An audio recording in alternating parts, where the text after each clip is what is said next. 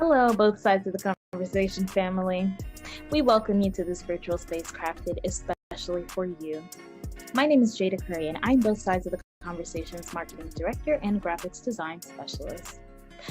I want to take some time to ground us all as a community into this space we are about to open up in, so let's go through our community standards. Both sides of the conversation is providing a safe and honest space for open conversation, so we ask that you all be respectful of that. We also ask that you be respectful of each panelist, host, and participant. We do encourage healthy debates and conversations. Don't personalize anything with anyone. This includes name-calling, bullying, trolling, or shaming. This will not be allowed or tolerated. Your perspective is yours. It is not a prescription. You do not have to agree, but show respect. These community standards apply to all of our live shows and any virtual spaces that we hold on social media, including YouTube, Facebook, Twitter, or Instagram. We want to make sure that we are caring for each other as a community. This is our priority in all of our endeavors as both sides of the conversation. With that being said, I hope you enjoyed today's show and continue to stay in touch with us via YouTube, Facebook, Twitter, Instagram, or all of them. All right, thank you for listening and see you soon.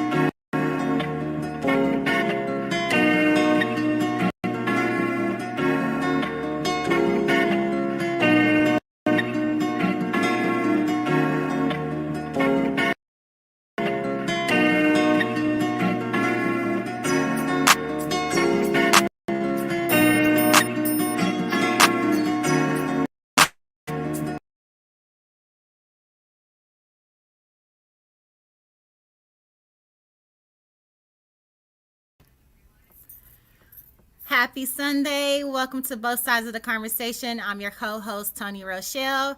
As you see, I am solo today. John Henry is out. Hopefully he'll be joining us later throughout the show. We miss you. We love you. Thank you for this platform as usual. But today is a pretty exciting show, for one, because it's our youth show, which means the youth is taking over the conversation, which we always love to hear from the youth. But also today is a very heavy conversation. We will be talking about guns and violence and crime and drugs, something that we all are too familiar with in our community.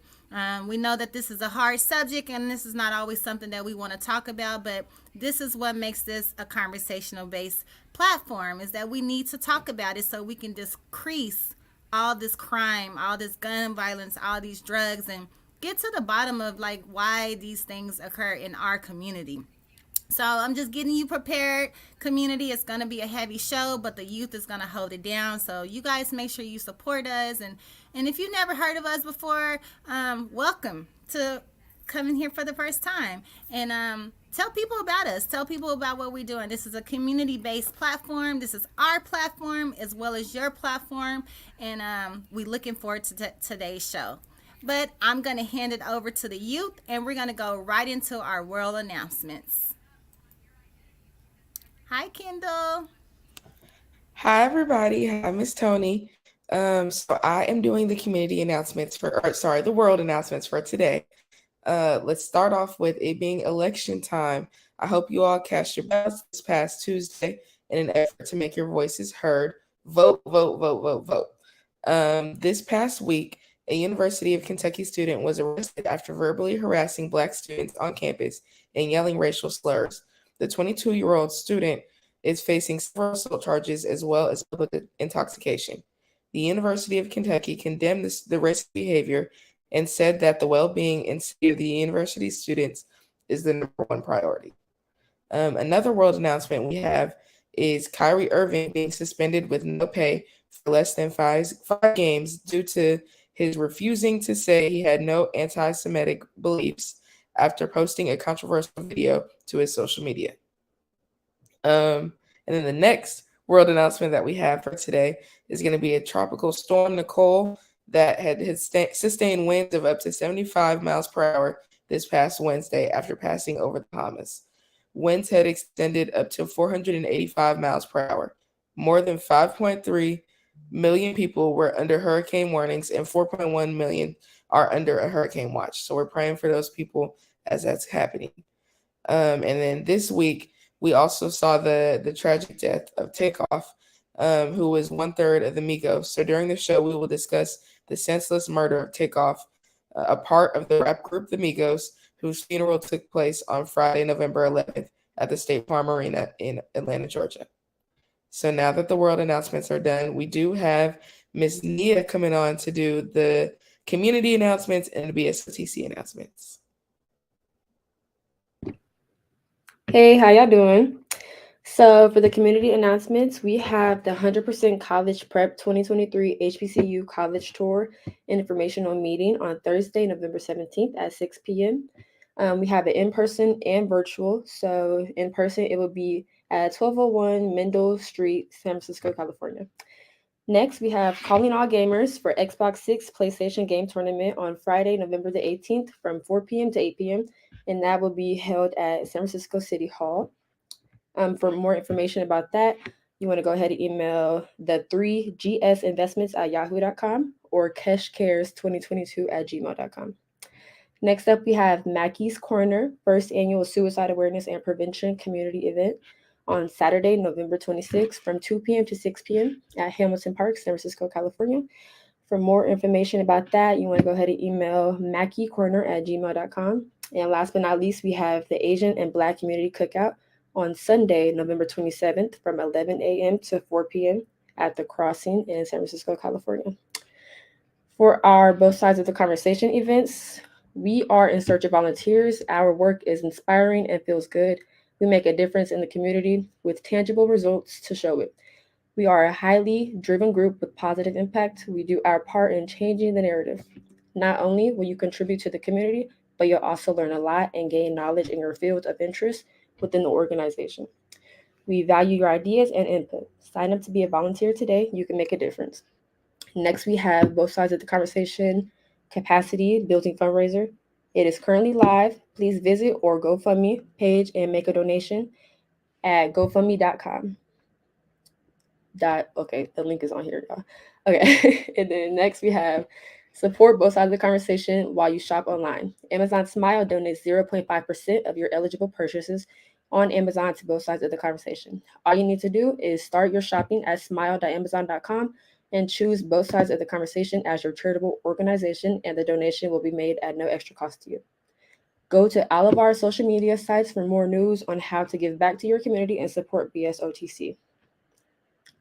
And next, we have our upcoming shows, which is our Hidden Gem show on Tuesday, November 15th at 7 p.m., and our Educational Thursday show on Thursday, November 17th at 6 p.m. Next, we're going to bring up Devin, and he's going to bring up our guest.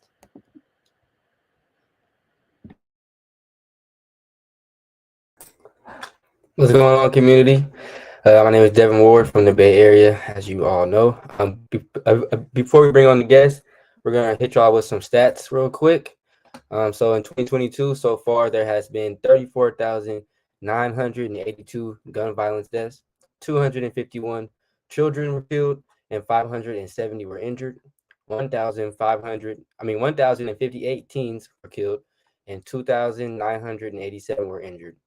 And there has been a total of 533 mass shootings. So those are some heavy statistics. A little bit more. 317,793 Americans are arrested yearly for possession of marijuana. 44% of all homicides involve a gun. For the U.S., we are at a rate of about 121 guns per 100 people. And if you think about that, we have more guns than we have people as far as the ratio in the U.S. So that's pretty surprising to hear. And children and teens who live in cities are at a significantly higher risk of gun homicides and assaults compared to their peers in rural areas. 92% of all hospitalizations of children for firearm injuries occur in urban areas, and 17 of those injuries, or 17 per the number of these injuries, have lifelong consequences. Almost half of the wounded have a disability when they are discharged from the hospital. And the last one I'm going to give you are about 49,000 youth are incarcerated, 2,090 are in for weapons, 1,600 are in for drugs, and 940 are in for homicides. So as you guys can see, guns play a major role in our community, in our society, and we're here to have a conversation about it today. Now we can go ahead and bring up our guest for the show. Thank y'all for being here. Go ahead. As of right now, we do have a couple of guests that are going to be on the show. I'm just not sure. They may be coming on in a little bit, so we're going to get the show kicked off right now. And once they get backstage, then we'll bring them on. So to kick it off, we have Devin right here. All right, y'all. So as we just heard in the community, or actually the world announcements, we heard about Takeoff's death, and that is very sad to hear. It was due to gun violence or use of a gun in the U.S. So let's go ahead and take a moment of silence for Takeoff.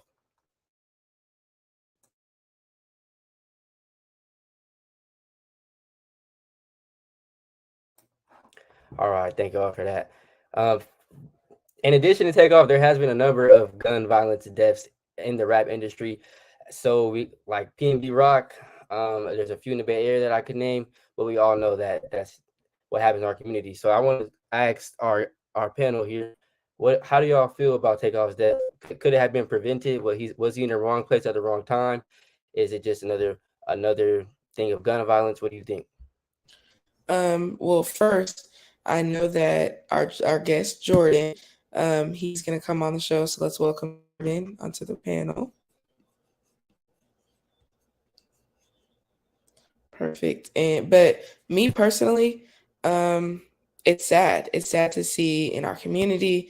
It's sad to see within people that we listen to, people that on a day-to-day basis. I know in middle school I was listening to the Migos every day.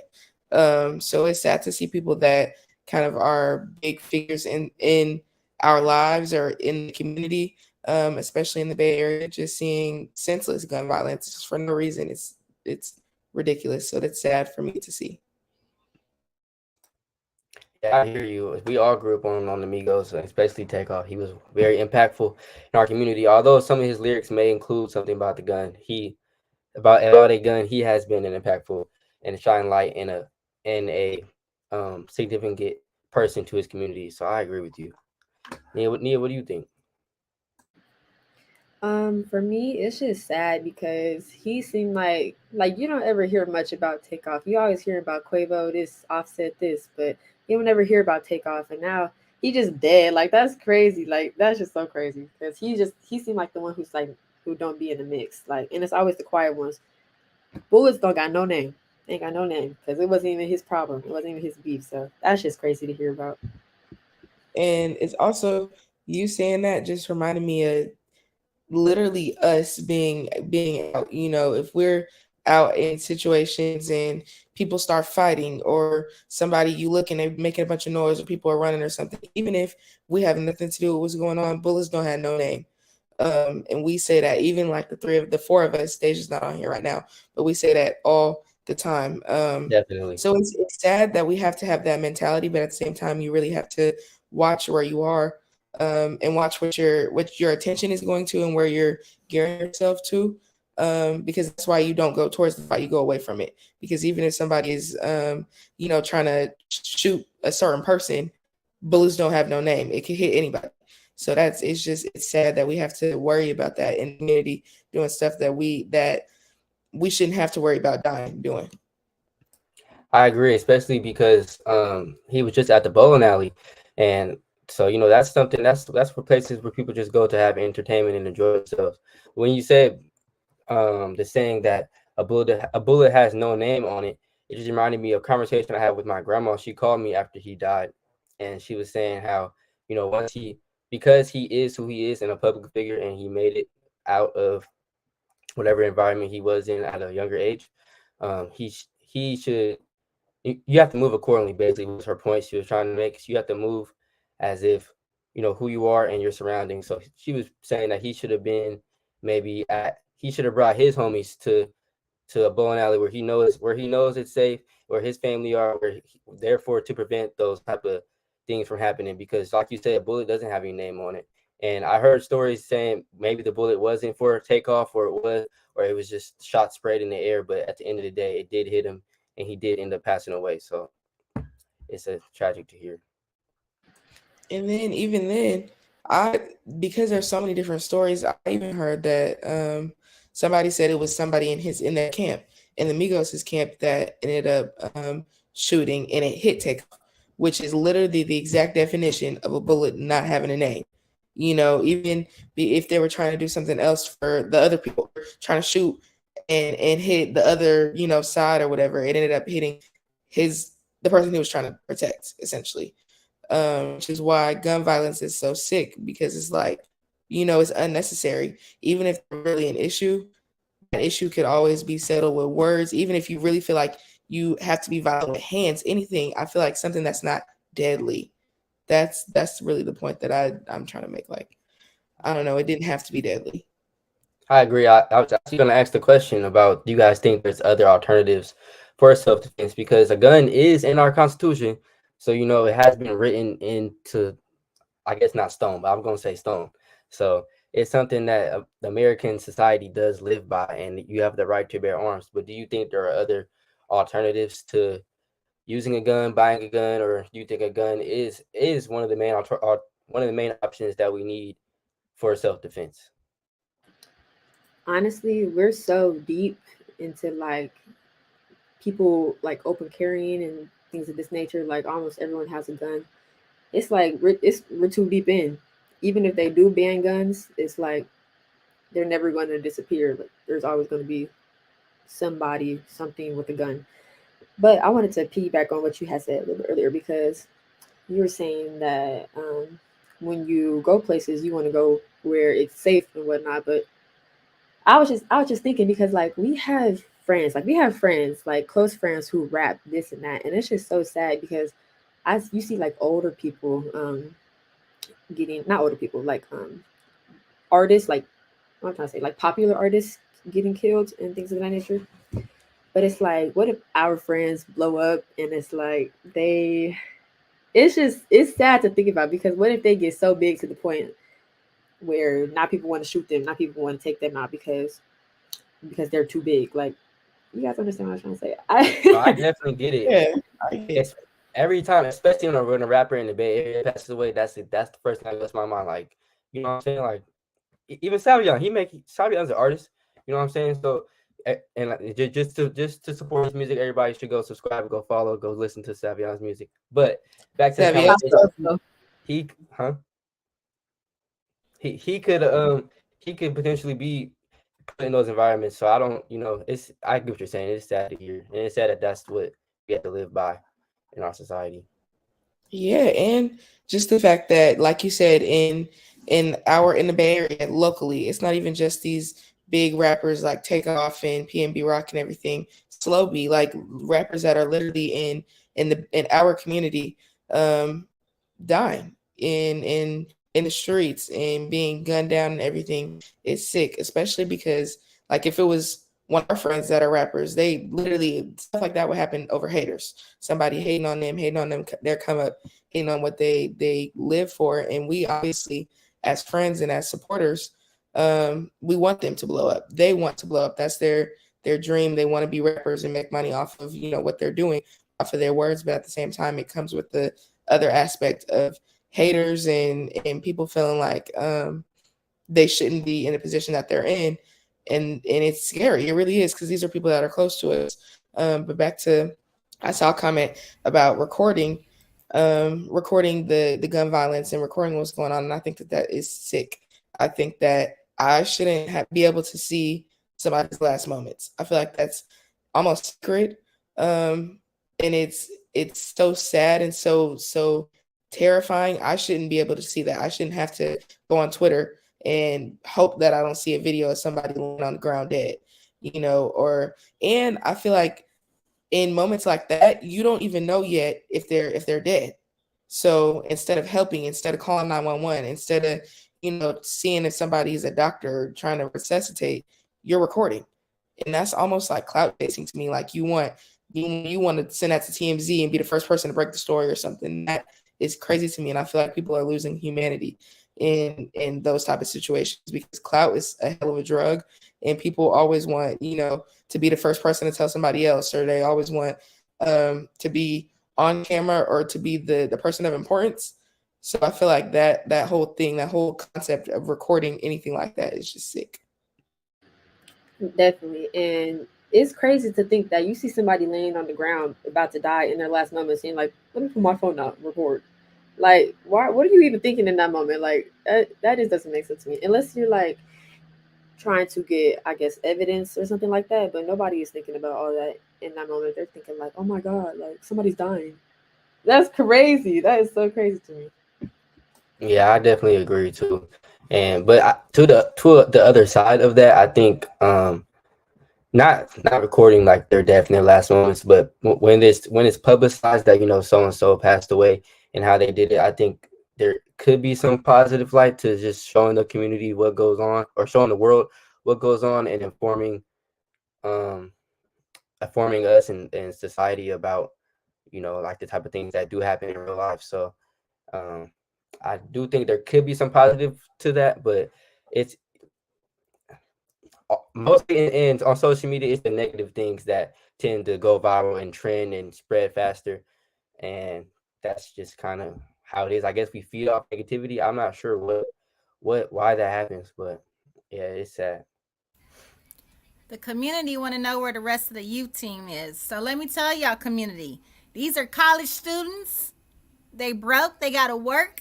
And when they get called into work, they got to go to work first. So we're always taking donations and anything to help our youth out, so they can miss work and come on the platform and be able to give back to community. So that's why we're a little light today, but we are going to still keep it going, and we're thinking about the youth that's missing today and that's at work making money. So if y'all wondering why we a little short today, these are working college students. They have to make it through college and they getting their money. Okay, community?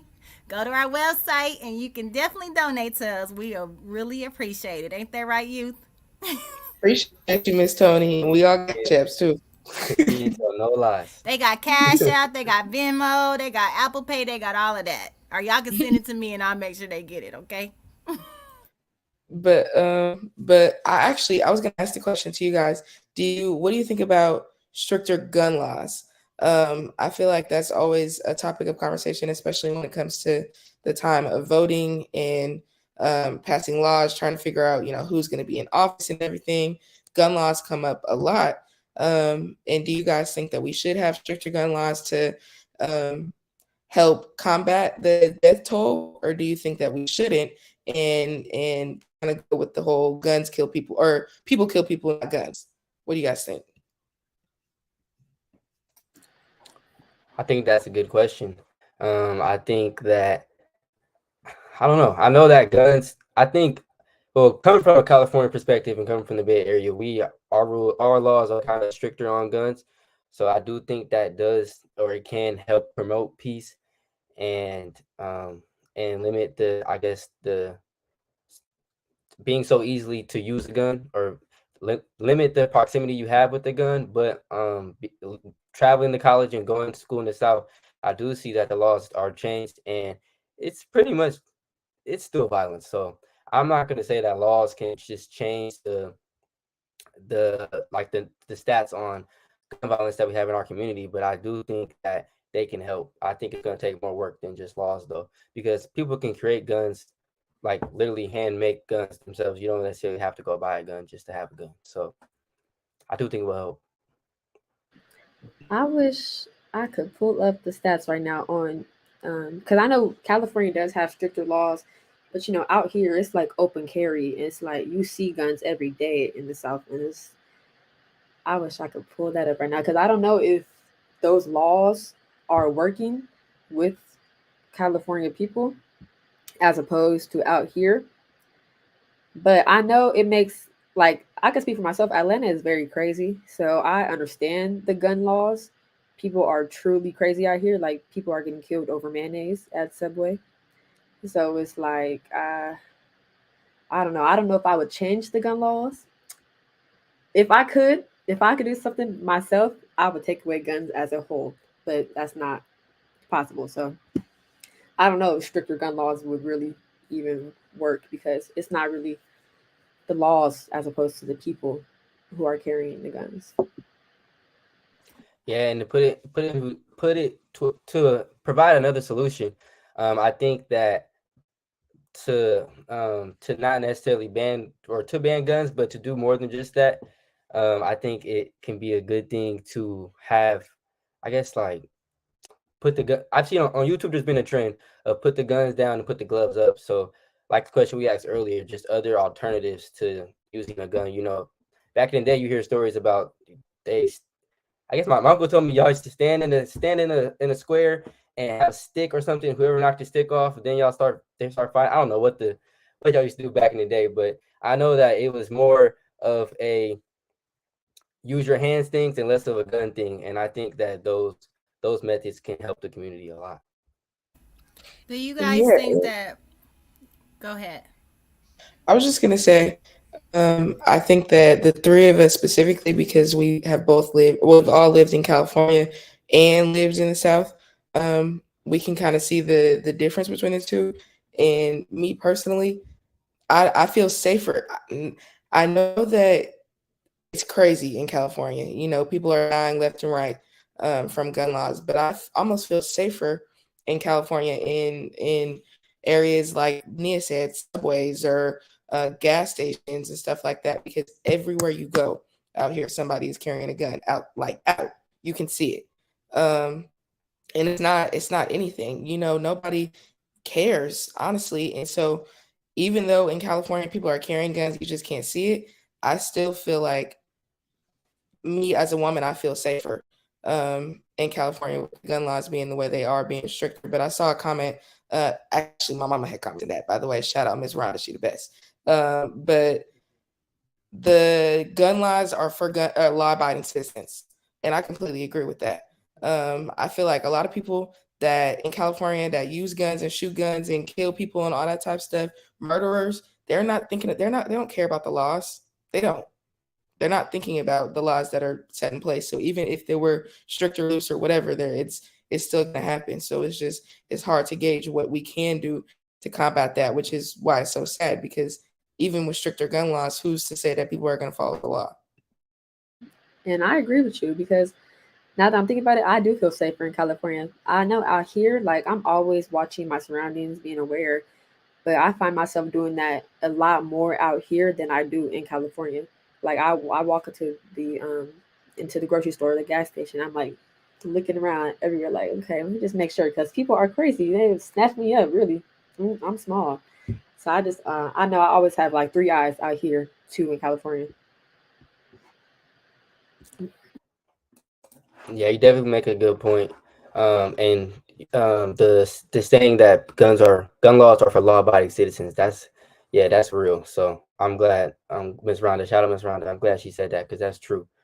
I want to propose the question though that in Japan, they have stricter gun laws, but very little gun crime. So how do you think?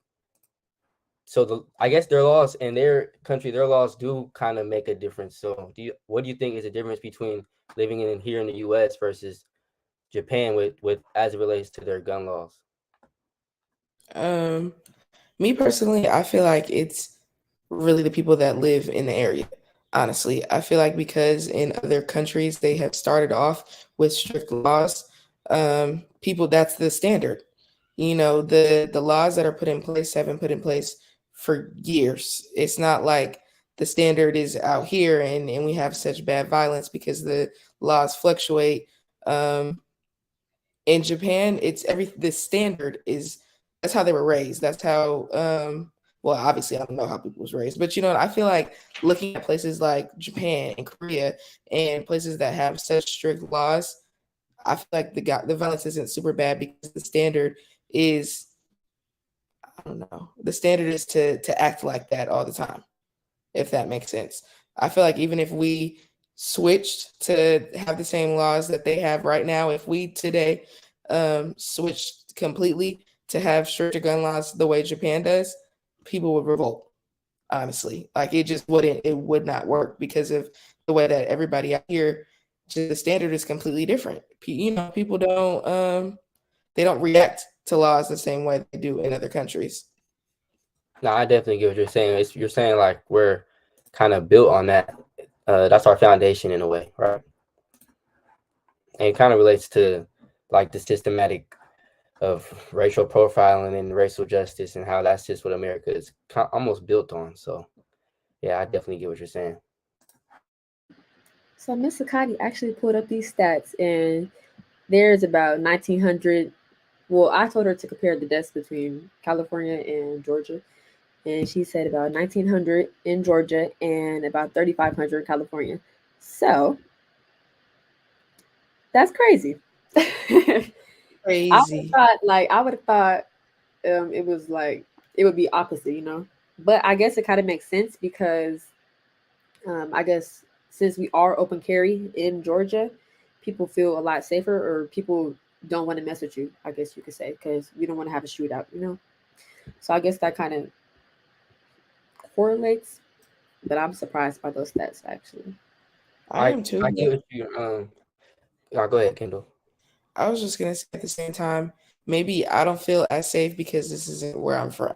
So maybe that has to do with the fact that I, feel like this is completely different and crazy to have open carry because that's not what I grew up on. That's not how it is in California.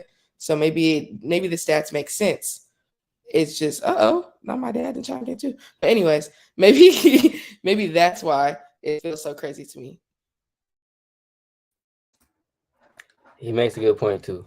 But I was gonna say how I almost lost it.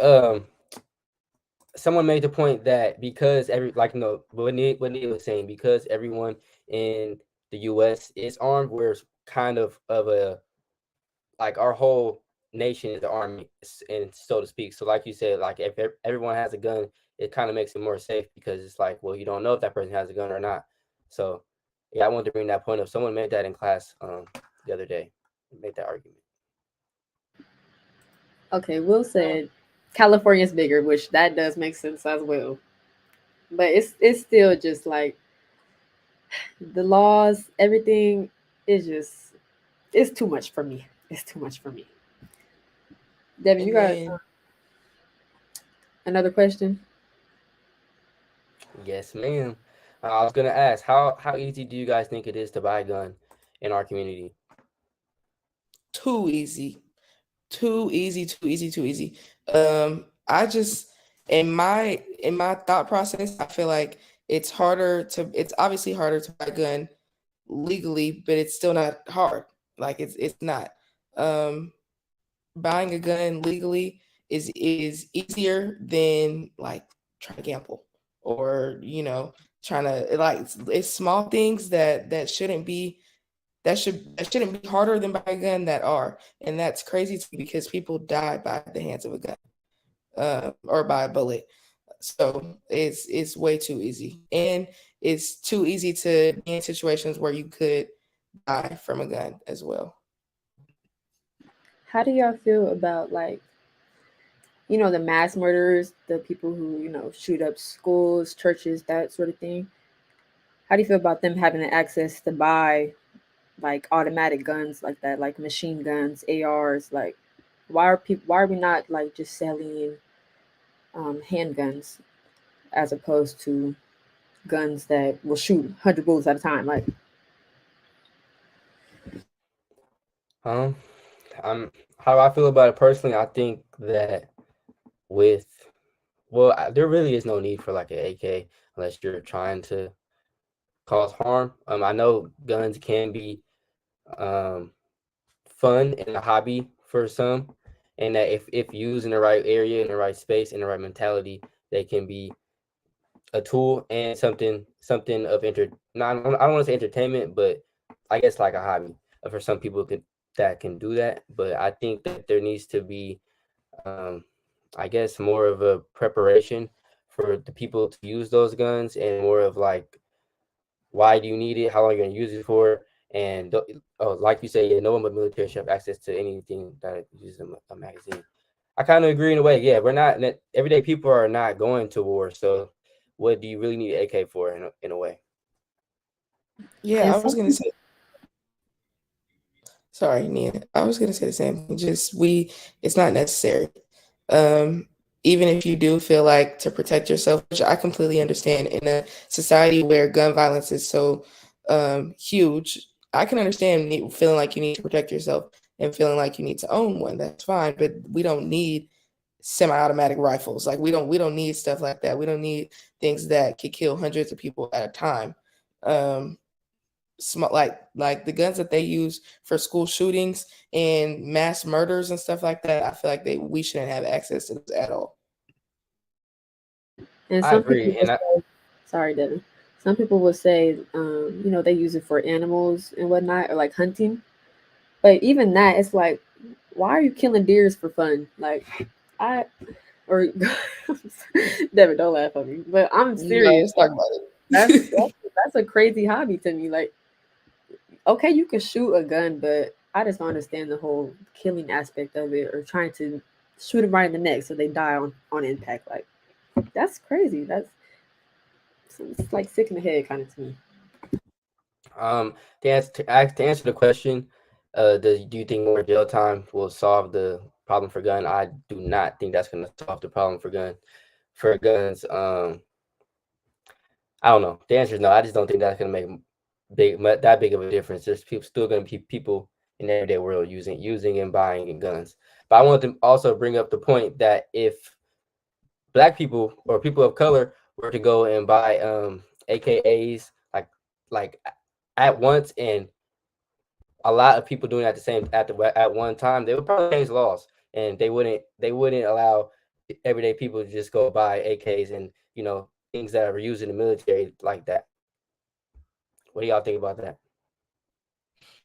Um, it's funny that you said that because in my head I was kind of thinking I was gonna ask about the racial stereotypes as far as guns too, because when we think about school shootings, we don't think about us shooting up schools. Like even um the other day, or I think it was like a week ago, a friend of mine had said that there was a school shooting and the shooter was Black, and that was crazy to me. Like that was something that in my head I wouldn't have thought was happening because we're not normally the ones that are shooting up schools. So I was gonna kind of ask around the same thing as far as stereotypes. stereotypes and the access that we have to guns, and how we as people of color use guns, versus Caucasian white people, how other people use guns. It's different. Honestly, I feel like, for one, there may be flags in the system, because you know how you have to. I think you have to pass. Do you have to pass anything to buy a gun? Is there any specific? Does anybody know? It depends on where you live at. Yeah, I think that we would be looked at a little bit differently if we were trying to buy semi-automatic guns versus Caucasian people, honestly. Yeah, there was a comment. I think it said it was the last one that was up. People are buying guns because they feel that there is an impending race war, and I've heard that a lot come in the recent years. So that maybe it's a reason. I don't know. How do you guys feel about that? Like, if there is an impending race war or a civil war within the U.S. Scary to me. That is scary, especially because that's not something that we can control. Like, even if there was, a race war, there are people that don't want to be a part of the race war, and because of the color of their skin, they have to be. Like they have to pick a side, and that's the side that they're on. So I just think that that's honestly that's insane. That really could happen, because you look at January 6th last year, when all the people stormed the Capitol, which was insane. And if something like that can happen, and if you think, something like that would never be able to happen, you can't get past the security in the little Capitol building and sit in these people's offices with guns and doing all this crazy stuff. If that can happen, people can band together and storm the literal Capitol building in the U.S. Capitol. A race war isn't too far off. So I just think that that's crazy to think about, that there are people that really would want to do that and could band together to do something like that. So someone said, do you think that people should have mental health checks before buying a gun? And I wanted to say something too, because I was thinking, like, do they run background checks, or are you just letting anybody buy a gun? Okay, so yeah, mental health checks are kind of up the better alley. Definitely people should be getting checked out, but then again, some people, like, okay, if you're talking to like the mass murderers family, they're like, oh, I would have never thought my kid would do this, things of that nature. And it's like, how do you not see signs of your son? Like, how do you not see signs of these things? Or how are you not knowing your kid is bringing home an AKA? Or I don't know, it's just a lot of things. But definitely, yes, I think we should be getting mental health checks. Yeah, full background checks, like Sakati just said. Everything along those lines. Yeah, I Do agree. you I think. guys Now go ahead. do you guys think that people get guns because they feel intimidated because other people have guns walking around, especially what you guys saying that y'all in Atlanta and y'all see that so often? Yes. To answer your question, yeah, yes. It's more. It's like, if you don't have one, it's like eat or be eaten almost. It's like, if you don't have one, you're kind of useless. I mean, your hands. What else? I mean, you can use pepper spray or pocket knives and things of that sort, but they're not really going to compare to a gun. So I agree that, yes, that people should. Now, I said not necessarily should, because I don't think more guns in the community are going to stop gun violence, but on a personal perspective, it kind of, you have to stay ready so you don't have to get ready, in a way. And see that Yeah. statement right there that you just made, that I don't know how I feel about that, because that's kind of where people like, okay, I gotta stay ready and get it. You think that's mostly because they are afraid, or is it just because, like I said, is it just the intimidation? Like, you know, if somebody was to do something with me, are they gonna fight me? Or are they just gonna go ahead and shoot me? You know? Yeah, I agree. Today's time, I don't think too many um, are gonna fight. I don't think so. Back in high school, not saying it's like I'm just so old, but a couple years ago when I was in high school, You still a baby. yeah, I know, but I'm a college student now. Okay, but yeah, in high school, people like we weren't scared about people bringing guns to school. Like if people had beef, they went after school and fought it out, or they fought it out in the quad. It was never like I'm gonna go home and I'm gonna bring my gun. I'm gonna shoot you the next day. It was never anything like that. So it's crazy to see like nowadays people get killed over a little bit of beef. Like, and I'm and this has been going on, but I didn't grow up in a area like that. I guess I could say. Yeah, I agree with you. And speaking from personal experience, it doesn't have to be a little bit of beef because I've had a gun pulled on me, and it really was no beef. So, um, yeah, people are not gonna fight. I think that's another thing, and that's another conversation we should have. That how quick the youth go to draw a gun and pull out a gun. That I just think that like we're just too quick to use it, and that's one of the problems with having a gun at a young age and getting it. I'm sure it's legal or not, but I just think that's one of the problems having it as a youth. Now, do you think that has a lot to do with social media and the music that's out right now? Because everybody's talking big, bad, and bougie. That's the reason why nobody wants to fight or everybody want to carry guns. I don't think it's necessarily, well, for myself and the people that I hang around, I don't think it's necessarily the music. I think public figures may have a big influence on like the youth as a whole. So maybe not the songs, but the way that they live their lives, the things that people see on like the Shade Room or on Google or whatever else, like on Twitter, whatever. I feel like that may have a big impact on the younger generations in the impressionable youth, not necessarily our generation that have, we're young adults, so we've grown up a little bit more. So I don't think that we're as impressionable as maybe like a 13, 14, 15-year-old would be, seeing stuff like that. And definitely, I think that that's something that they could see and that people that they look up to will do that kind of makes them want to carry a gun or want to shoot instead of fight because that's what they see. But Devin had said something as far as a gun being pulled out. So say if we're in a situation like that, right, and you have people around that don't want to get into it, don't want to fight, don't want to do anything, and they stand and watch. How do y'all feel about that? People that not necessarily have been around anything like that at all. They haven't been in situations where they would need to fight, they would need to pull out a gun, they would need to anything like that. They haven't been around violence, and so then they don't know what to do. Would you guys be okay with being around people like that, to where in a situation like that they don't know what to do, they just stand there? Do you fault them for that? Devin, that's a question for you. That's a good question, honestly, and it could be a really ongoing debate. But I think that it depends. You should definitely know who you're hanging around. I think that plays a big role. If you hanging around Joe, who's has never been in a situation like that and only lived in the hills of Hollywood, and that's not how they grew up, so they wouldn't even know how to react. You can't really fault somebody for that.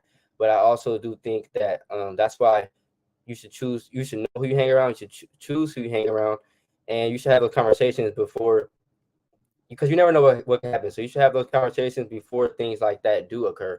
And so that all right, well, if something like that does happen, I'm by myself. I have someone who will help. I have someone who won't. You should kind of know. You should be prepared. Is what I'm trying to say, and know your friends. And whether you choose to hang out with them after that situation occurred, that's kind of a personal decision. But when you say that, what if you had a friend and y'all been best friends forever, or y'all talk a lot every day and everything like that, and you didn't know what she was battling with at home? Maybe she's getting abused, or maybe she has a boyfriend that is stalking her or something, and she's a good person. She go to school, she do everything to your knowledge of her being your friend, but then maybe one day she has a trigger. Somebody like might come in her face or do something that sets off that trigger, and then you find out she has a gun? How would you Um, approach that? so me personally, I can only speak for myself, and I didn't grow up in the hood. I didn't do like my parent. I had two parents that loved me and that raised me the best that they could to try to keep me away from certain things. So I can't say that I have like super experience with real street stuff. Right, I'm leaving it at that. But my mom raised me to know that in situations where if it go down with my friends, then I need to be there with my friend. If I'm out with somebody and I feel like if I'm out with somebody and I feel like I treat them like family, I treat them like I consider they're my friend, i should be I should be okay to fight with them. Like that's where it is. They should know that I have their back and vice versa. I should know that they have mine. So maybe in your situation it would be a little bit different because it could not be called for having a gun. Then I would have to kind of talk them down and do my best to, as a friend, you know, look me in my eyes and we go put it down and we gonna move forward accordingly. But if it's warranted and if it's a situation where it's like, okay, we need to come together and do what we can to get out of this situation alive, then we're gonna do that. But I feel like somebody that I call um somebody that I call my friend, we should have each other's backs. And that's how I was raised. Definitely, I grew up like that too. And just Deja and Devin as an example, whatever they was doing, I was right behind. So, um, I wanted to go back to something that you said, Tony. The music. So yeah, what Kendall was saying, that we're not as impressionable as like people a bit younger than us, which is definitely true. We're we're developed a little bit more than we were a couple years ago. But I know the kids in high school and whatnot, I'm seeing stuff on social media. Like I'm scrolling through comments or scrolling through TikToks, things like that. And everyone sounds the same. Like everyone's an internet gangster. And it's like, I don't know if it's really the music or if it's social media as a whole, but it's making everyone feel tough and big, but online. And they say things, this and that, like, oh, but you wouldn't want to see me in the street. You wouldn't want to do this and that. And it's just like, where did the time go? Why why are people acting like this online when people are never, what I'm trying to say, like then they're not acting like that in school, or they walk right past each other in school. So I don't know. I guess it has to do with music and social media, and it just works together as a whole. But yeah, kids definitely nowadays, and I would say the music is a little bit tougher than it was. Not that you guys weren't talking about shooting, killing, this and that, but I will say like the music is definitely, it's just crazy to hear. And sometimes I block out the cuss words because I'm more like an instrumental person, but I don't listen to the words too much. But when I do, I'm like, wow, they saying all this I didn't even know, and I'm just bop bop bop, and I don't even know what they really saying. I'm just like, but I guess what I'm trying to say is kids nowadays are definitely taking stuff away from the music and putting it into their everyday lives, which is insane. No, So, I if y'all had a friend that was in a situation like that and you discovered that friend had a gun, um, what would you say to them? What questions would you ask them? Would you stop being friends with them, or would you have a conversation with them? I would definitely have a conversation with him. And what you're saying actually reminds me of what's the show with Will Smith's son and Carlton. Fresh Prince of Bel Air. Fresh Prince of Bel Air. Yes, but like the newer one. It's still Bel called Air. It's Bel Air. yeah, Yeah. Bel Air. This situation actually kind of happened. So the son, to get some context, Will Smith's son, he he was going to some hoop session, and he brought, or either him or his friend brought the gun. One of them brought the gun, and something ended up happening, and the gun ended up being shot into the air. And one of the friends told him, "Don't bring it." And then either Will Smith or the friend brought it. I forget the details, but And that actually happened, and it was kind of related to what you're saying. So how do you react to, you know, your friend having a gun? And for me, I would ask them, why do you need it? Why, you know, yeah, why do you need it? What are you going to use it for? Like, have you had the proper training? What do you even know about guns? Why did you choose this gun specifically? I just feel like a conversation is definitely needed to have, and especially if they're going through things at home or having mental battles, like, you know, things of that nature. I think a conversation is what is needed to be had. And heavy on the do you know how to use it too? Because regardless of the situation, if that's where we are, then they already have it. So I have seen in multiple situations people in our community that were shot on accident. There was somebody from Fairfield. He didn't go to our school, but he went to the school like 15 minutes away or whatever. And his friend was in the car and said that he quite literally shot him on accident. That's what he said. So how do you know that even if it gets to the situation, you have it, you still need to know how to use it. And if you don't know how to use it, you should not be around me with it, without it, whatever, because you could kill me and everybody in this car, in this area, or in this house or whatever. I feel like heavy on the do you know how to use it, because if you really feel like it's kill or be killed out here, you know, you really feel like, okay, I need it, you need to know how to safely use it, because that's scary. It's sick to know that, you know, you could be in somewhere where you have something that could kill you with somebody that has it that doesn't even know how to use it. Shot and killed. And I remember that story, and it was so upsetting because my brother goes to that school, and I was very upset that they were just sitting in the car playing with a gun and it went off. But just to even talk about that, there's also these two little girls. I'm not sure if y'all seen the video, but there's these two little girls. They were like real young, like 9 years old, around that age. They were on Instagram Live playing with whoever's gun was in the house. Yeah, and the gun went off twice. She shot the cousin, whoever shot the other little girl to death. And I was in awe. I was like, no way that happened. Just because they had access to whoever's gun was in the house. So if you are going to have a gun, don't leave it laying around to where kids can pick it up and use it as a toy. That it's not a toy.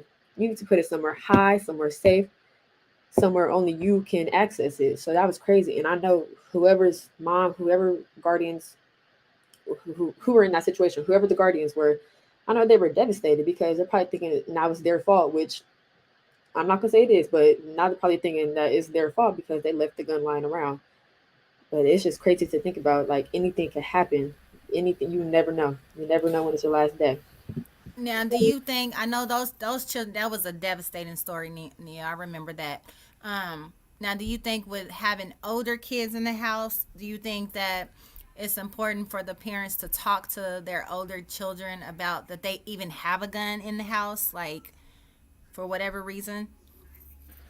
I definitely think so. If you are old enough to think you want to use it, definitely should.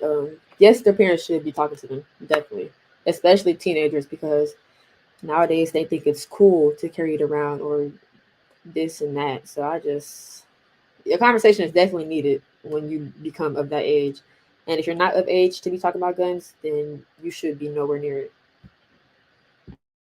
I Right. agree. Hey, Deja, welcome to the platform. Hey y'all, sorry I'm late. I'm at work. But just to add on to that, I definitely agree. Like, you should watch where you're putting your gun. You can't just be leaving your gun anywhere. And I did see a question in the comments. I was watching. I did see a question in the comments, and it was like, have any of you guys lost friends due to gun violence? And if so, what impact did it have on you?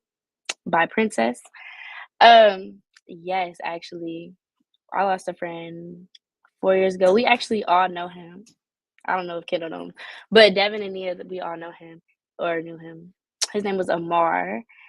He was in juvenile hall. We were in like freshmen. What were we, like freshmen, sophomores? He had just got out. And it was crazy because we had saw him like a month before he was on furlough. We had saw him at the Big 3 basketball game, and he had just got out of juvenile hall like a month later, and 2 days later, he was in a shootout and he died. And then the guy who shot him got out on self-defense because it was a shootout. But it was super sad. That was the only friend I've had that has died due to gun violence. And how did that affect you, Deja? I'm sorry for your loss. Yeah, I was so sad because I had known him since like, what was it, kindergarten, second grade? I think it was second grade. But it was just so sad. I don't know. Because I literally went to every school together. Like, he may have gotten in trouble, but we went to every school, like elementary school, 2 different middle schools. And then it was just like, I grew up with him, knew everybody. It was very sad because we also knew the guy who had killed him. We all went to elementary school together too. He went to our elementary school too. It was just it was devastating, really, just to see somebody not get to live, if that makes sense. Like, he didn't get to experience anything. I agree, and even going to his funeral was still sad. It was just like, dang, like he really gone, and you can't do nothing about it, honestly. And so, yeah, it definitely was sad. But you bringing up the big 3 basketball game, it reminded me because when we saw him there, it was, first of all, that was shocking. I hadn't seen him in years, but when we saw him there, my mom had a conversation with him, and she was like basically asking him things about changing his life, and if it was worth it, and if he was willing to die behind the reasons why he was doing what he was doing. And his answer was yes. He said he was willing. So that stuck with me for a long time because I was just like, wow. So he basically standing on what he's saying, which I respect, but it's sad to see like he was willing to die behind the reasons he was doing what he was doing, and then it ended up being gun violence for the reason why he died. So it was just sad. And do you think, I mean, I don't know if you know his personal business like that, but do you think that played a part of his decision of how he was raised or who he was raised around or what he saw when growing up? I don't know too much about how he was raised and who he was around, but besides like out of school or like little things that we did outside of school. But I don't know. I definitely do think it influenced his decision on the certain things that he did. So I don't know if Deja y'all can answer that a little more better than I can. I think it does play a big part on how you were raised because, okay, like my parents were separated, but his parents were separated too. Like his mom lived in Oakland, his dad lived in Fairfield, and they just weren't there for him like 100%. How our families care for us. I'm not sure if this is how every family is in the hood, but his family, like he wanted to stay with his mom, but his mom already had like too many people in his house, so he had to stay with his dad. And his dad just really wasn't there for him. Like nobody, our 8th grade promotion, nobody showed up. So I was like, well, my family's so big, like I was like, well, my people are here for you. So it was just like we were together for that. And it was crazy because my family wouldn't do the things that his family did. So he leaned more towards his partners and stuff in the streets. And that's who he considered his family for real. Yeah, and I just want to mention this is not to put his dad down or anything because I'm sure he did do his best, but this is just what we know being his friend from his perspective in a way. Yeah, my bad, Mr. Willis, if you do see this. Yeah, definitely. This is not to put you down. I know you did what you could. But I do want to. I see the question about: do you think drugs has an influence on our community, or as it relates to guns, though? So, what do you guys think? Yeah, I definitely think that drugs and alcohol do have a big. Personally, I think that has a big influence on gun violence, just because.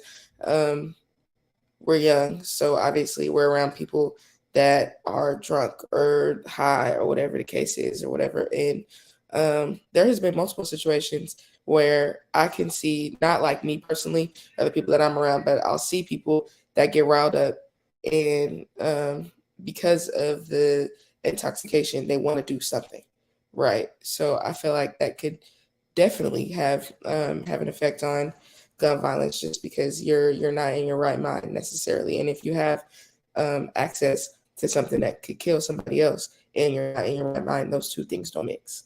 They don't. Yeah, I definitely agree. And to add on, I think it could kind of relate to the scenario that Tony gave about the friend that was having trouble at home, and she's been going through it, but she hasn't really let anybody know. So therefore, she pulled out the gun, and those type of emotions and that mental state can definitely aid to you just grabbing the gun so quickly, or using it quickly, or even putting yourself in in a situation where the gun may be used on you. So I think it does play a big role. I definitely think so too. Drugs make you do crazy things, and I have this story, not about me, but I know these two boys, and they had a revolver. They played Russian roulette with the revolver, and I was like, no way, like they did that for real. And to just thinking about that, like you could have ended your life on purpose, and I just never understood. To this day, I never understood why they would do that, or why they would even think that's okay. What do you guys think about retaliation? Hold on, Where Pickles. I gotta add on to that. That was so crazy. I was so mad when I found out that they did that, because it was just like it was the stupidest thing you could ever do in my life, like in your life. That was the stupidest thing you could ever do. You literally sat up here and held a gun to your head just to play the game. Just to play the game is retarded. But you think they did that for peer pressure, or to look cool, or just to really wonder what was going to happen? I feel like um I feel like maybe the fact that they didn't shoot themselves made them feel like the man. Like, yeah, I played Russian roulette. Like, yeah, I did that, which is so dumb. Because who, in all reality, we're looking at you like, why in the world would you do that?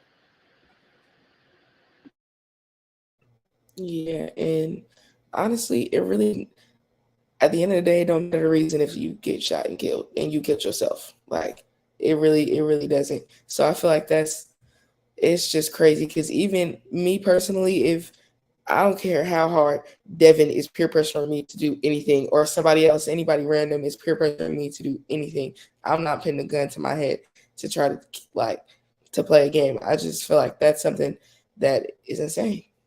It is insane, and it's scary that people that are like, you see stuff like that on the news or on TMZ or whatever, but it's people around that are close to us in the community, and that we're around that are doing stuff like that. Could be the next headline. So But you use the word scary, but I think it goes deeper than that. If someone is actually really doing something like that, it must be something deeper. Like they may not care about their life. It might be That's where I some was mental going. health going on with that person. You know what I mean? Like, dang if I do, dang if I don't. You know. And I'm so proud of y'all that's on this platform, because you guys have been raised with love and care and support. But you got to remember, everybody don't have that. And if you don't have self-love first, you know, you may not care about if you take your life out or not. They not intentionally maybe trying to commit suicide, but they just may not care, if that makes any sense. No, I 100% agree, and Mhm. that's probably really what it was actually. Yeah, just yeah. It's a wake up call. It's like a cry for help, I guess. Exactly what that is, a cry for help. Look at me. Look what I'm going to do. Look what I could do. While we're on the topic, I definitely thought that. while we're on the topic of drugs, have you guys been seeing the things about weed being laced with fentanyl and other drugs, and the effect that it's had on our community? yes, and I've been thinking about that, me personally, a lot. I really have, because of I know somebody that I know multiple people actually. One person that was laced, and another person that people thought was laced, but ended up having just other mental issues going on. But hearing stuff like that, and people that I know that are in college that are getting laced, it's something that you really have to think about when you are partaking in those types of substances, right? So it's sad because that could be anybody. They didn't know that they was smoking something that was, that was laced. Like they didn't know that, so that's when you get to the situation, like, is it worth it? Is that high worth like changing your entire mind forever? You're never the same. Is what people say, that you're never the same. And it's hard to know because obviously you don't know, when that's gonna happen, but it only takes one time. So I have a question. So there's a lot of movies that have guns in it and violence and things like that. And one movie that just really came to my mind, and I don't know if y'all seen it because y'all some babies, or I'm sorry, college students, Nia. Belly. You remember? Have y'all seen Belly? The movie Belly? I don't think so, but Okay. you can go ahead and describe it. Well, there's a part in the movie where there's a little boy, and I don't really know what his age was. He was probably maybe only 10 or 11. And in the movie, it demonstrates that they in the hood, and he was already carrying a gun at that age. And he made a statement just like you said earlier, Devin, I got to stay ready so I don't have to get ready. And that was his survival mechanism because that's what he's seen and that's what he grew up in. One of the questions is do you watch movies like that? Because you don't believe in this whole gun life and everything like that, do you support movies like that? Do you watch movies like that? Or if you've seen something like that on a movie, would you continue watching it or promote it any kind of way? Yeah, just to get y'all can't even. I was gonna show y'all the cover. I have seen the movie you're talking about, but to answer the question, I do watch movies that have the use of guns, and I don't know. I think it's just about separating entertainment from real life and knowing that a movie is a movie and that it's they're filming and it's fake, but knowing also the responsibility of owning a gun and having a gun and the consequences that using a gun could have on your life. So I just think it's just that simple, just knowing the difference between a movie and real life. And I also think I was just gonna say, I also think that that's why movies like that have a rating on it. When you have certain stuff going on, it's rated R or rated PG-13 or whatever, so that the really impressionable eyes, the people that see something like that and be like, I want to do it too, they shouldn't be watching those type of movies. That's why we have stuff put in place where it's okay, their parents may not let them watch it, or there's ratings on it. You have to be a certain age to go see the movie in theaters, or to buy the movie. So I feel like that also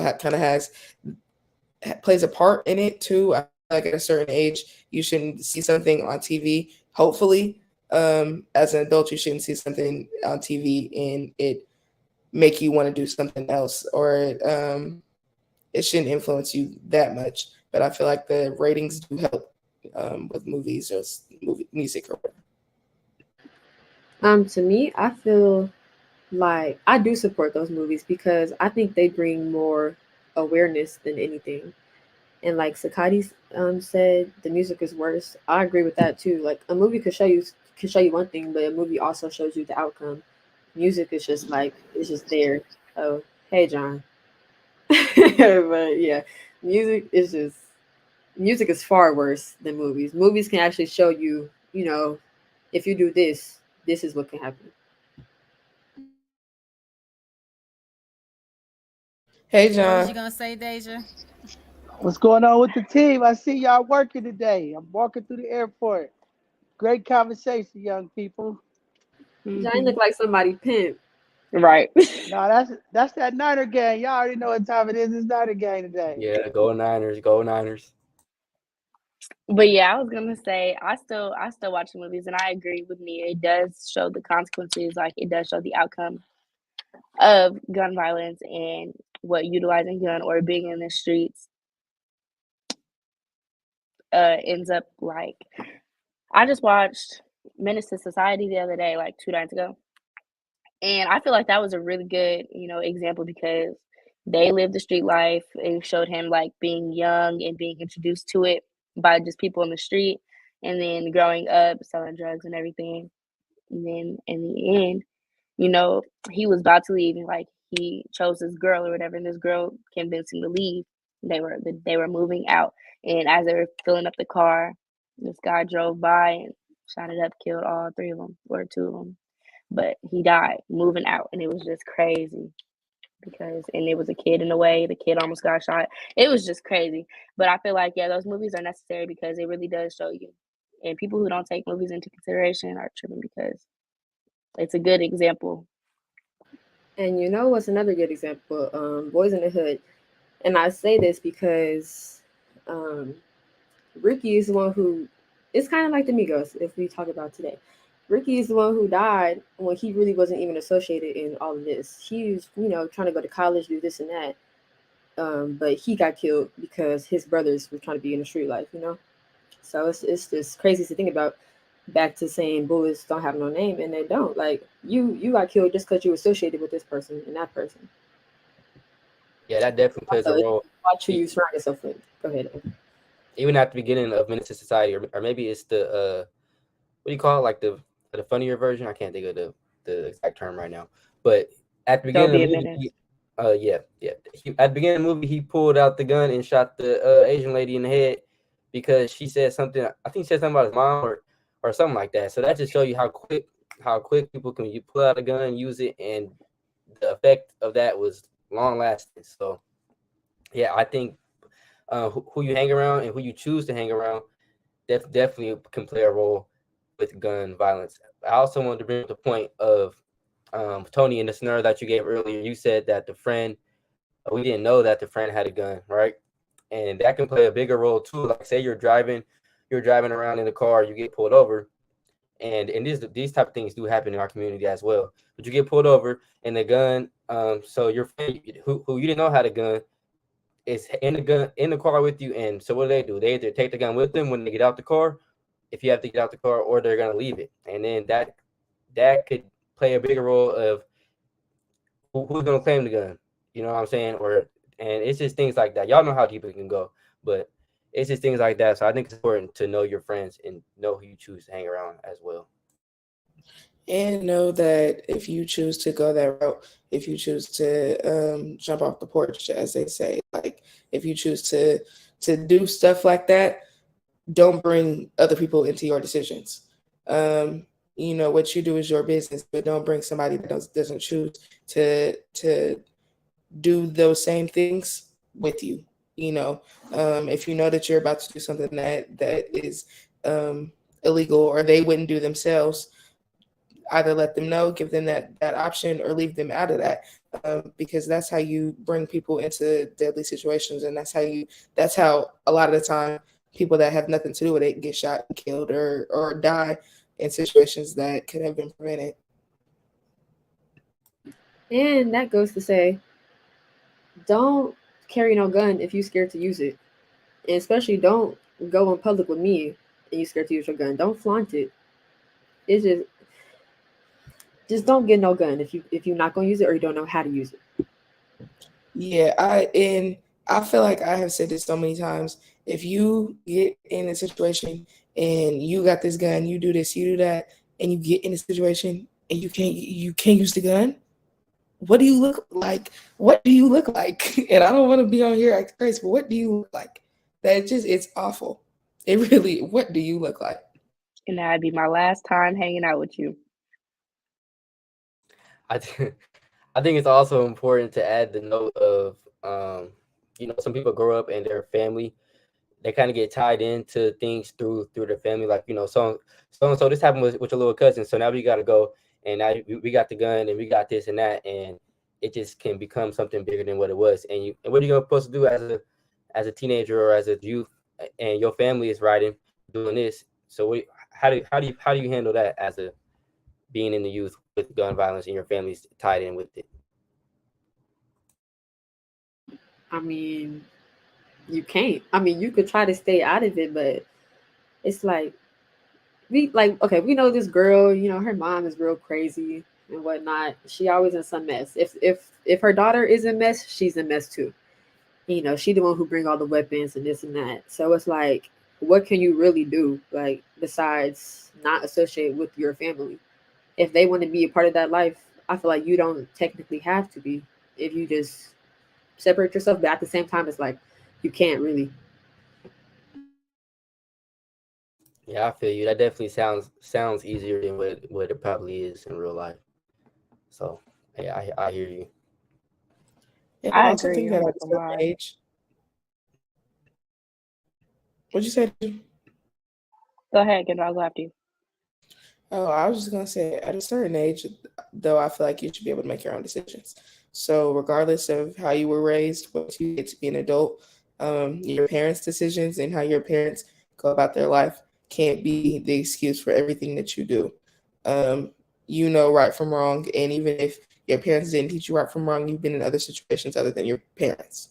You know, you've been around other people that can show you, okay, there is better, or there's a different route than what my parents had taught me. So I feel like knowing right from wrong at an age where you've been around other people is where it's more important. Because even like at 10, okay, I can understand you're around your parents more than anybody.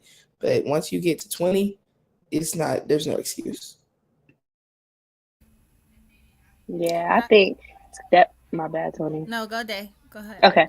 So I feel like it's definitely up to you at that point. If you're like 16, 17, it's up to you. If you're younger than that, then I'm sorry, then your family just pulled you into it and you just gotta do what you gotta do.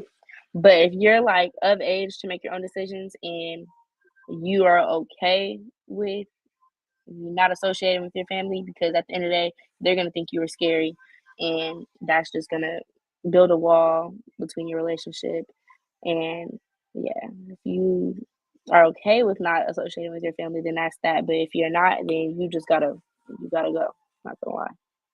And that's crazy to think that your own family would sit here and call you scary, but you the smart one out the bunch. Like, that would be me, honestly. I'd be like, I don't want to hang with y'all. I don't want to kick with y'all. Y'all crazy. Y'all do too much, you know. But it's sad to think, like, why do I have to be, why am I the daughter and I have to be the one that's like, you know, that got my head on right. I agree. And shout out Alive and Free. There's one of the coachisms out there. Um, um, there's a coachism, and the coachism is you may not be able to do anything about the family you're in, but you can do everything about the family you start. And that pretty much is what y'all are speaking to. But to that comment that talks about the hood don't care about all that, especially if you live in areas like LA, you don't have the opportunity to make a choice. And I kind of agree. So, well, I agree to an extent. I feel like at a certain age, like Kendall said, it may not be 20 for everyone, but until you're, mentally and financially able to make your own choices, you can start making your own choices.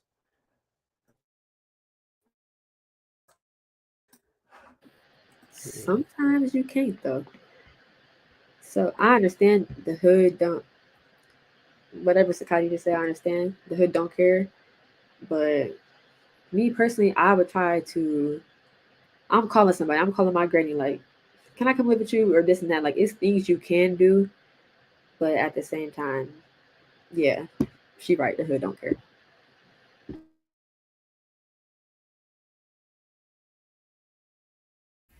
Yeah, and if Yeah. you choose to be the black sheep of the family and want to make a difference, then you might be on the streets. You might get kicked out and be forced to be on the streets if you don't take the side of your family. If you don't, because that's like kind of like disrespect.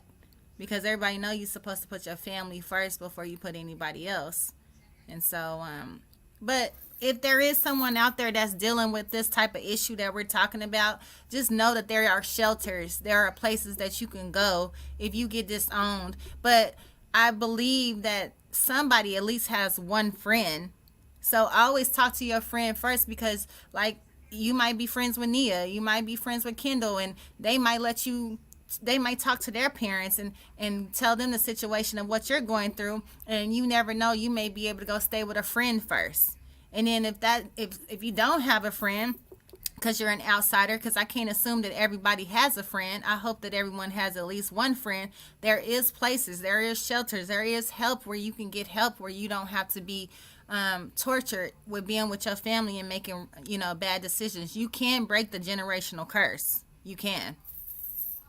Yeah, I agree. There's definitely lean on, the saying that it takes a village.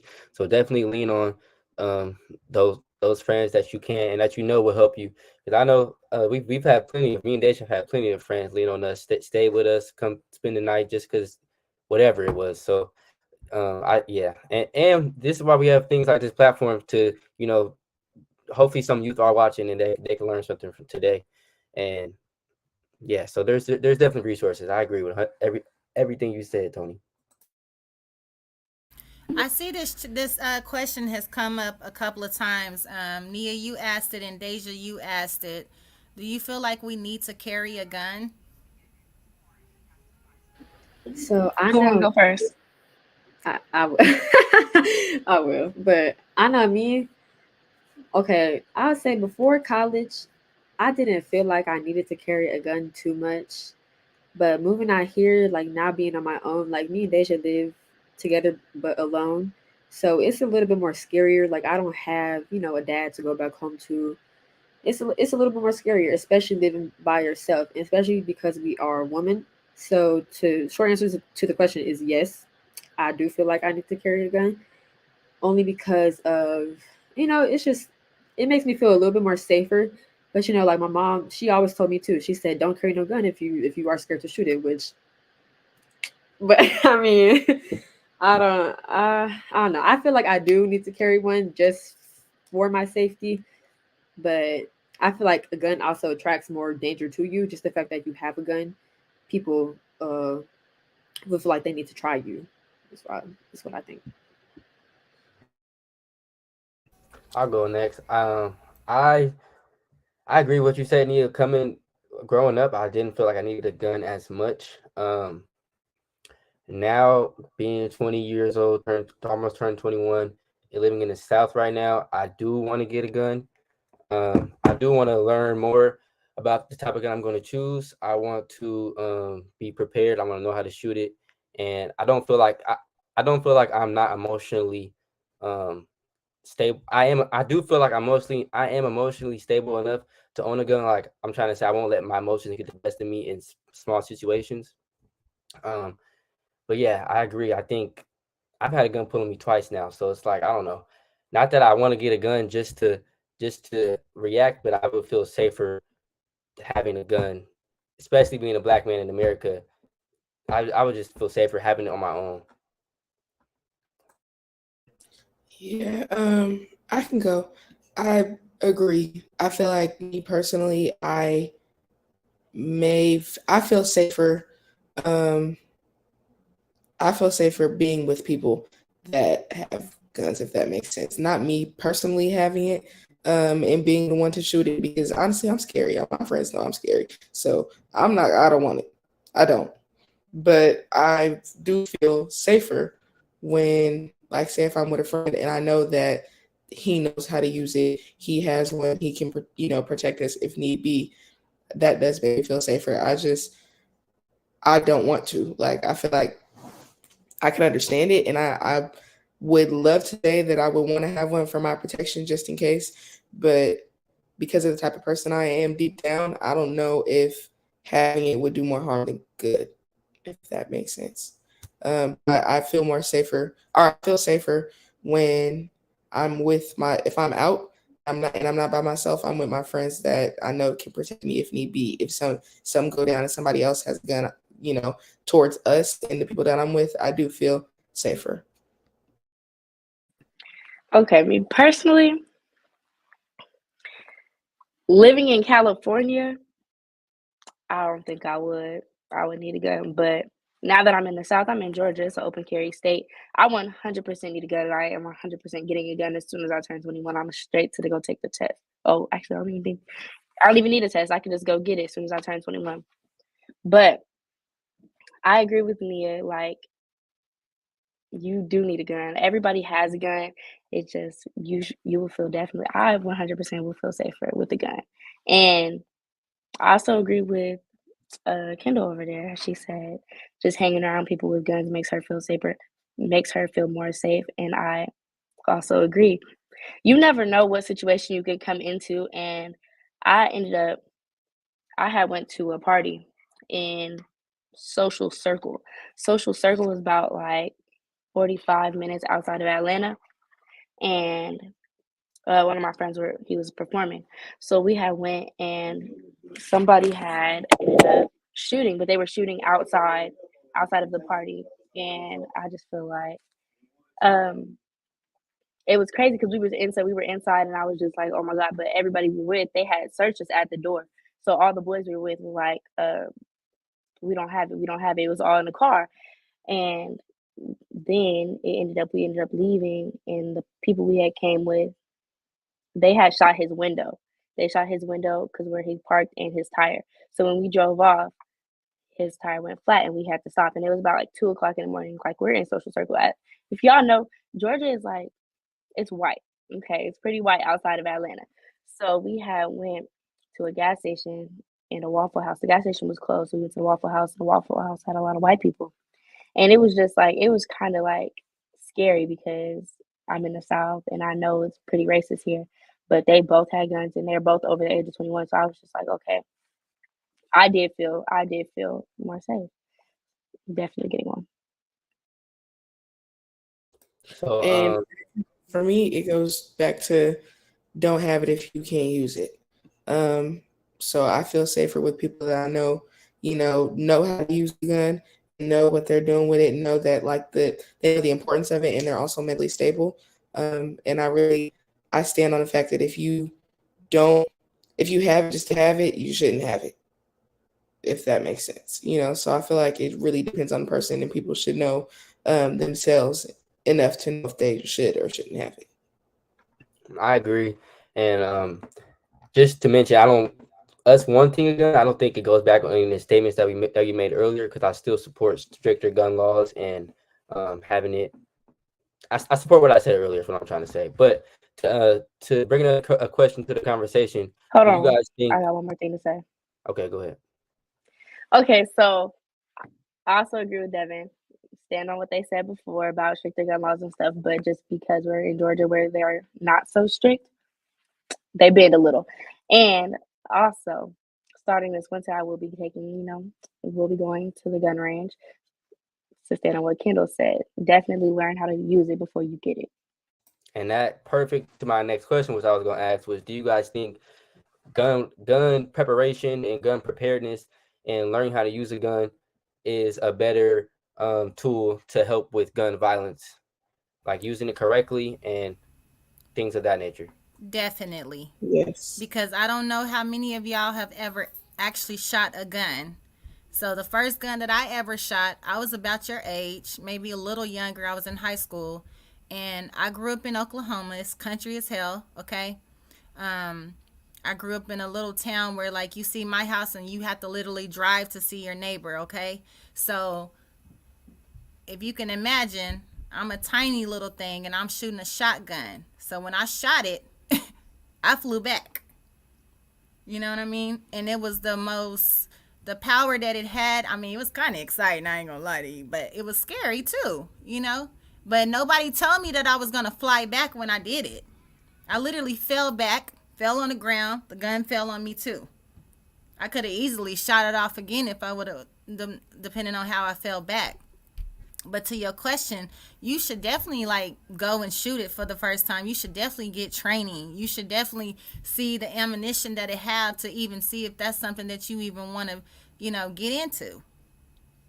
And I mean, to be legal, you do have to have, I know certain states you do have to be certified and you have to have classes and you have to do certain things. So you definitely should experience that before you experience it. My opinion. I agree.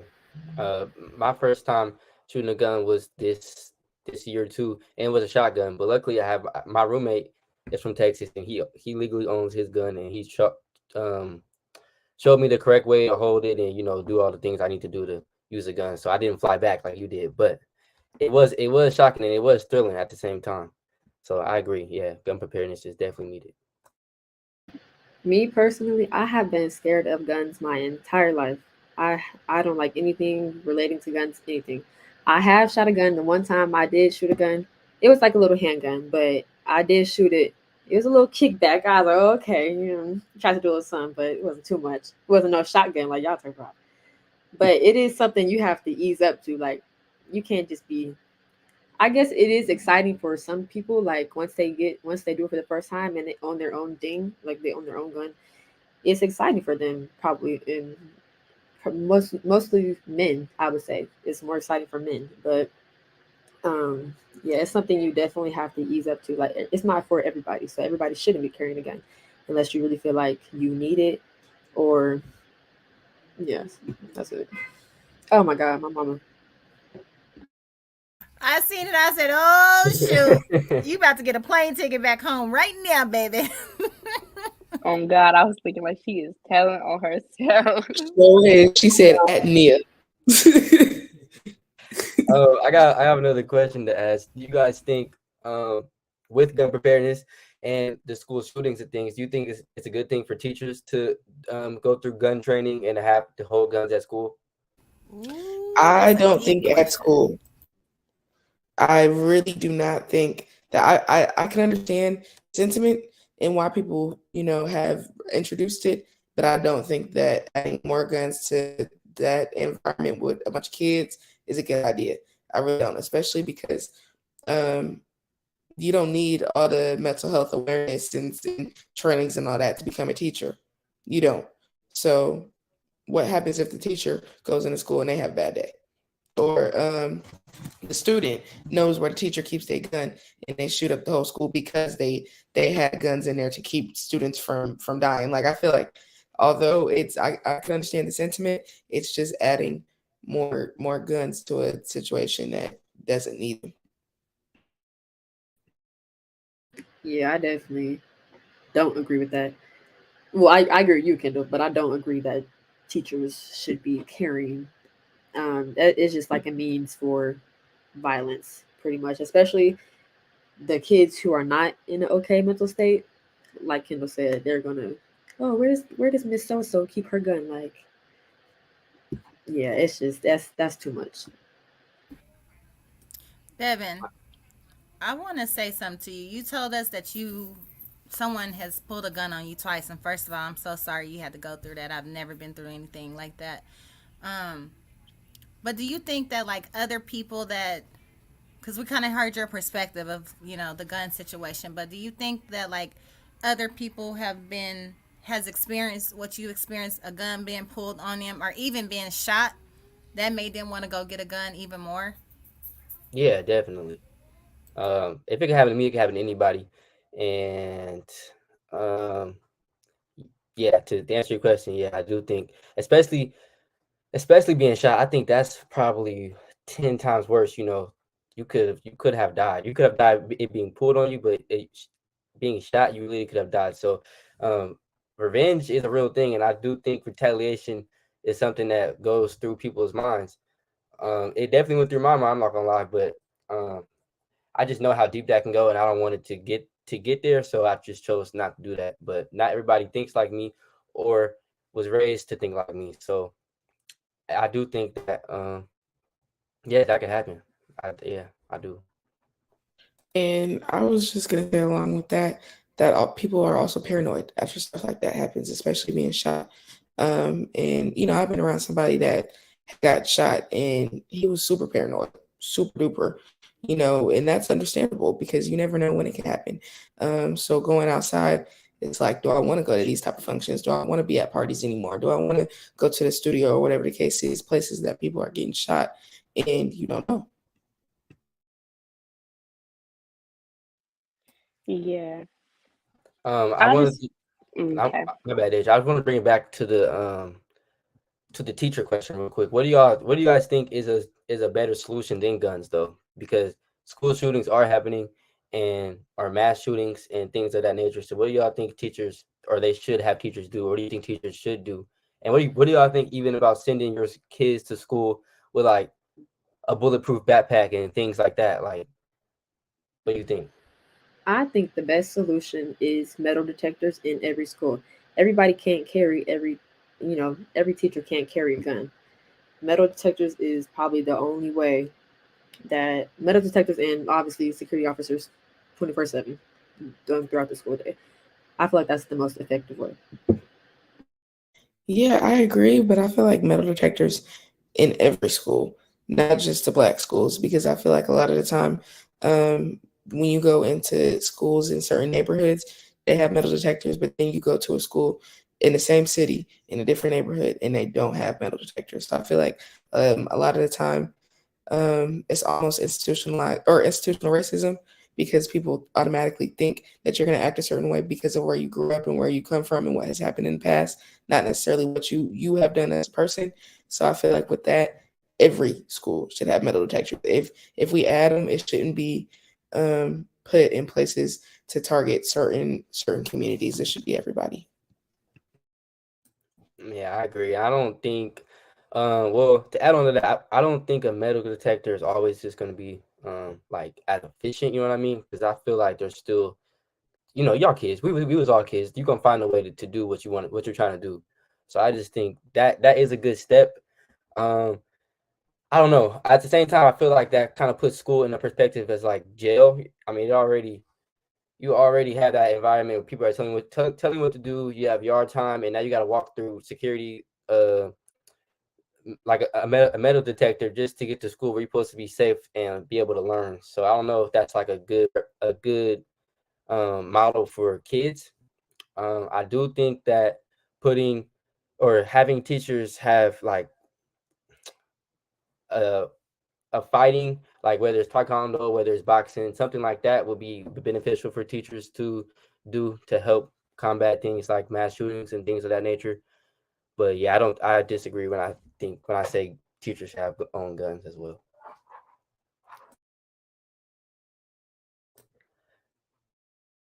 Deja, you wanted to talk about something before we start our closing thoughts? I did. No. Now's the time to shine. Oh, thank you for allowing me, Devin. Appreciate that this time. But yeah, Ooh. so we had a guest that was supposed to come on. He got caught up doing something else, but he is a rapper and he is a surviving gun violence victim who was shot 8 times. He is um semi-paraplegic. How you say? Is that how you say it? But okay, so anyway, he can't move his left leg. He can't walk. He's learning how to walk now, but it's been 2 years, but he cannot walk. So we just want to say, like, just be careful. Going to parties and stuff. He had went to a party, and he had goes back to guns though. He had a gun, but he had let his friend take the gun. So his friend had the gun. So when they had came out the party, and he was getting in his car pulled up and shot at the car. They shot him 4 times in his like upper body, in his back, and in his hip.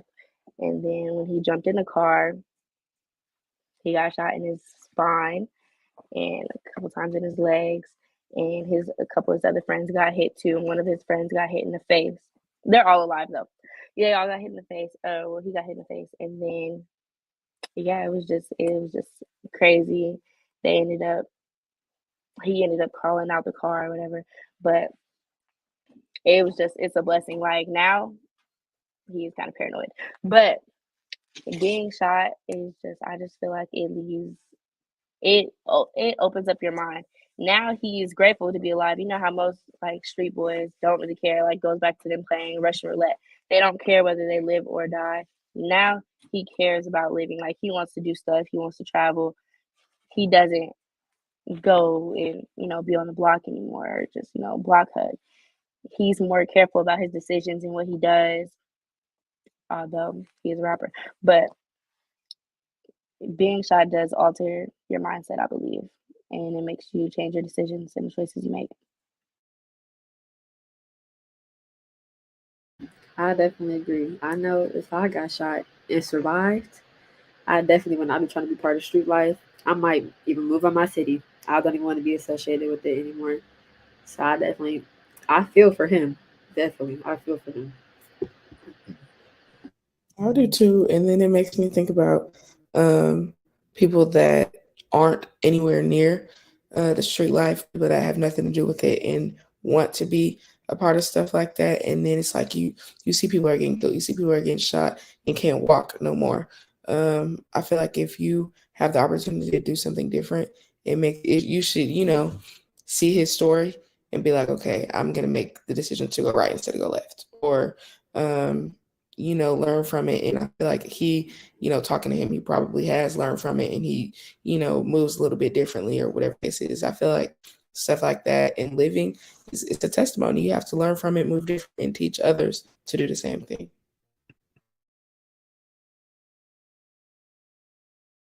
Yeah, I agree. And my dad was shot, so his aspect or outlook on life is it probably has changed too. Well, I know it has changed. So I just I agree.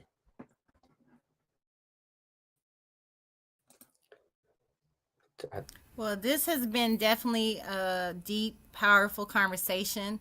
I'm so happy that you have your head on straight, and you were able to come and be vulnerable about this topic. We're coming towards the end, and as we do on all of our shows, we give everybody an opportunity to have closing thoughts, shout outs, or whatever it is that your heart desires to share with the community. We'll start with Deja, and then we'll go from there. Hey y'all. Sorry for showing up late. But what I do have to say is, if you do need a gun, learn how to use it. If you don't, then don't have a gun. However, if you are a victim of gun violence, and you can't walk, go to physical therapy. If you are a victim and you can walk, go to regular therapy. Talk to somebody. And then that's pretty much all I got, Learn how to use a gun, guys. Take precautions. Choose your life. Think about you, not what your family wants. Yeah, piggybacking off of that, choose your life. Do what's best for you. If getting a gun is what's best for you, then do that. If not, do what's best for you. Don't let other people's decisions dictate what you do for yourself. So yeah, thank you guys for watching, and I hope y'all learned something. Thank you, community, for listening to us talk about gun violence, which is a much needed conversation. I agree. If you're gonna buy a gun, learn how to use it correctly. Do the proper things you need to do it. Make sure you're emotionally stable. And yeah, I wanted to also say that we didn't have any guests this time, so community, come on, sign up on the show, get on. If you know anything about gun violence or you had an experience or you want to learn something, you can always hop on the show. So that's it. Thank you. Thanks everyone for tuning in. This was a good conversation. Youth held it down this time. But just for everybody, parents, talk to your kids, especially if or what I'm trying to say, especially if they grew up in, a somewhat bad neighborhood, or even if they grew up in a good one. It's always good to talk to your kids. Kids, if you don't feel comfortable talking to your parents, talk to somebody else, talk to a friend, and get your head on straight and surround yourself with good people with good intentions.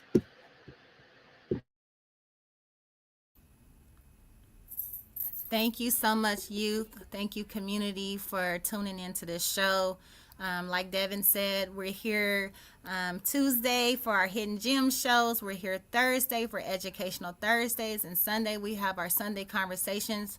You might get a deep conversation like this. You might get a fun conversation. We're always open to whatever it is that the community want to hear about. This is our platform, your platform, and support our youth. Support our youth, okay? Because they have a voice and they got some knowledge. And I'm so proud of this group of people, this group of youth coming here.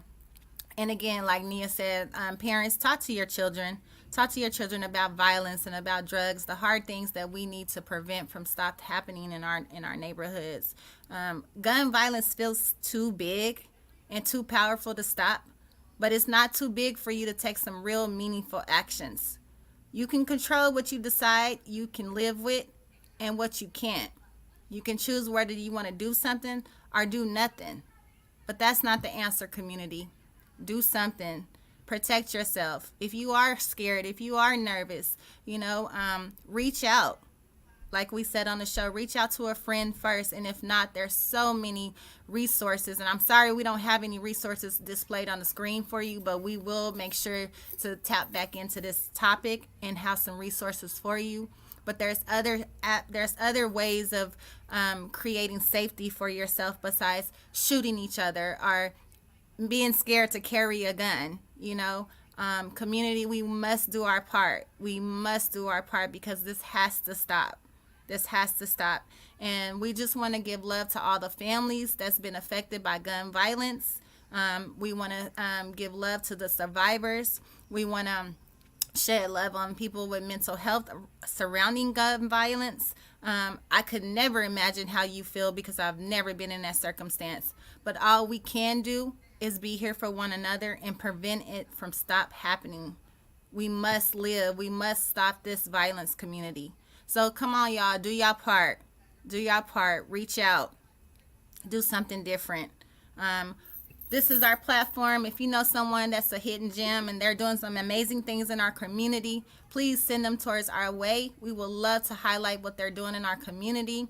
If you're educated on something and you want to educate our community, hit us up. We all need to be educated. It doesn't matter if you have a degree or you don't, whatever your perspective is, we want to hear it. This is the space for you to come and share.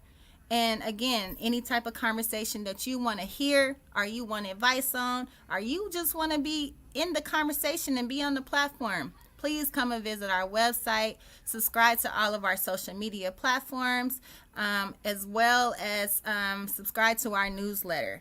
We love you, community. We're here for you. Good job, youth. Y'all showed up and showed out like y'all always do. Until then, we'll see you in our next Both Sides of the Conversation show, which is Tuesday, this Tuesday coming up at 7 p.m. Thank you. We love you. Peace, love, and keep ascending.